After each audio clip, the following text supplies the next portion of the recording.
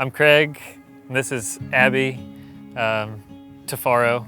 We're both class of 2013. Here on our 16-acre farm, we raise pigs, some cattle, chickens for meat and eggs, and today we're planting over 1,000 trees of various kinds to bear fruit and nuts to feed us and to feed the animals. And that's maybe half of our work or so here, and the other half is Melvin Meats, which is in the French an abattoir, a slaughterhouse. It sounds nicer in French, I guess, which is why they say that. But we slaughter animals and then butcher them into delicious cuts. I think our Belmont Abbey experience was really wonderful. We can't say enough good things about it. It's not like there's a farming aspect to Belmont Abbey or an immersion in nature necessarily as part of the curriculum, but if we are seeking truth and we're seeking specifically God, who is truth, then the whole education is about seeking the real amidst the various falsehoods in the world around us and the lack of reality in so much of our experience of technology and the isolation that it can bring. Our Abbey experience, I think, had planted for us in a way the seeds of discernment that led us to what we're doing now.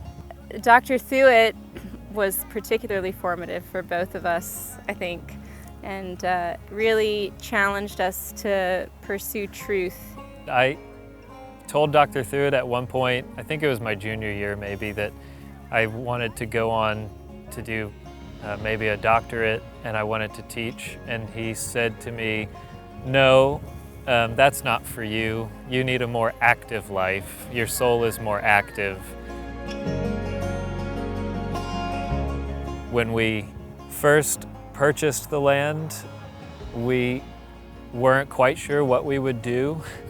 We started asking future neighbors at the time and other local people here where we are now what was needed, and what we kept hearing was, well, we need a local butcher.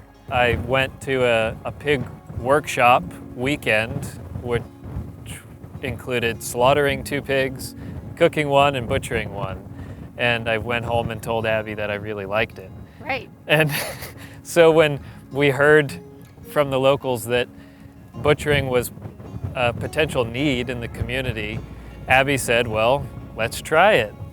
And here we are. Here we are. A couple years later.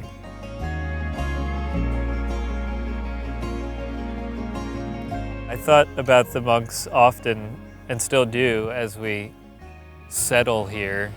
And the hallmark of stability is so beautiful in the way that it seems to be the precursor to any real lasting good in a place.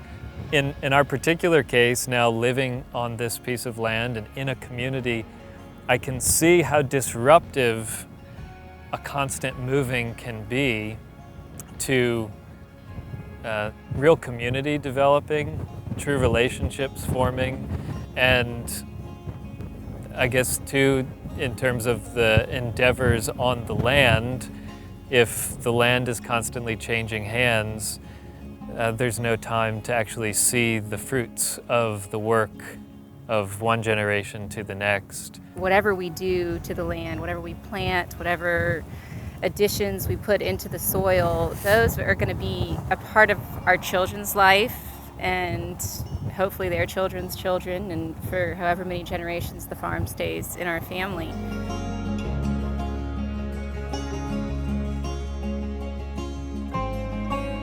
If you seek an agricultural type of life, I think for most of us that's probably going to mean just small changes of habits in our daily life.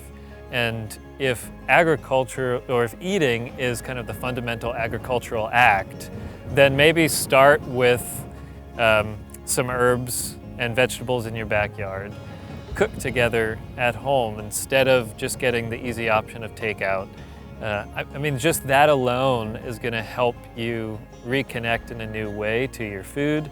Cooking is a great family activity. You reconnect with one another, and then you're going to sit down and share a meal that you worked together to create. And even better if you actually provided some of those ingredients for your table. If you can't, then know the person who did, and just grow out from that act of eating. I think one of the most powerful moments, going back to us starting the farm and enjoying life here, was sitting down at one of our in the first few months that we lived here, and praying the usual table prayer of the "Bless us, O Lord, and these thy gifts," which we were about to receive. The gifts are so much more real when you have an idea of how they've been given and who's given what for your gifts. So often our friends and people in our community are called to mind in that moment because they've provided the food that's on our table, and it's a really special way to live.